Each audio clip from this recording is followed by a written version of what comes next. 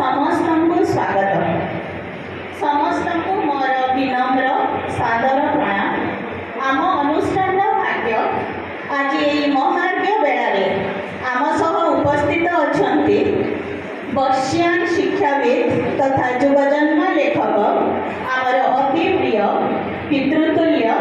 ଶ୍ରୀଯୁକ୍ତ ଶାନ୍ତନୁ ଆଚାର୍ଯ୍ୟ ମହୋଦୟ,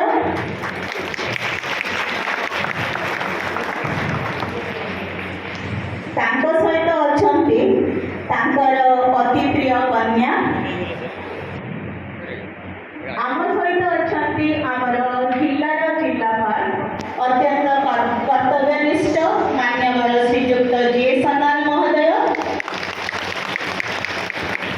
ଆମ ସହ ଅଛନ୍ତି ଆମ ଗଭର୍ଣ୍ଣିଂ ବଡିର ପ୍ରେସିଡେଣ୍ଟ ତଥା ଅତିରିକ୍ତ ଜିଲ୍ଲାପାଳ ମାନନୀୟ ଶ୍ରୀଯୁକ୍ତ ସମ୍ବିତ କୁମାର ରାଉତ ମହୋଦୟ, ଆମ ସହିତ ଅଛନ୍ତି ଏସଡିପିଓ ସାର୍ ମାନନୀୟ ଆଜିଙ୍କ୍ୟ ମାନେ ମହୋଦୟ ଏବଂ ଆମ ସମ୍ମୁଖରେ ଉପସ୍ଥିତ ଅଛନ୍ତି ଏହି କଲେଜରୁ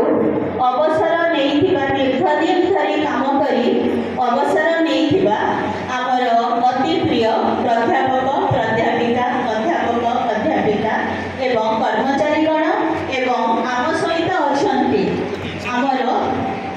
ଉପ ଅଧ୍ୟକ୍ଷା ମନୋଜା ମ୍ୟାଡ଼ାମ ଏବଂ ଏଠାରେ ଉପସ୍ଥିତ ଅଛନ୍ତି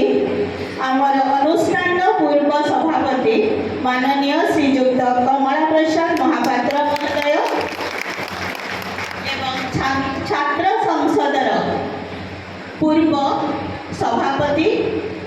ସମୟର ସ୍ୱଳ୍ପତା ହେତୁ ମୁଁ ସମସ୍ତଙ୍କୁ ବ୍ୟକ୍ତିଗତ ସମ୍ବୋଧନ କରିପାରୁନାହିଁ, ସେଥିପାଇଁ କ୍ଷମା କରି